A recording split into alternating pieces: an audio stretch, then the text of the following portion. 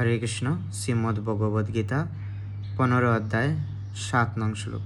শ্রী ভগবান উবাচ মম এবংশ জীবলোকে জীবভূত সনাতন মনষষ্ঠেন্দ্রিয়ানি প্রকৃতিস্থানি কর্ষতি। অনুবাদ: ভগবান বললেন, এই জড় জগতে বদ্ধ জীবসমূহ, এই জড় জগতে বদ্ধ জীবসমূহ আমার বিভিন্ন অংশ, আমার বিভিন্ন সনাতন অংশ। এই জড় জগতে জীবসমূহ আমার সনাতন বিভিন্ন অংশ।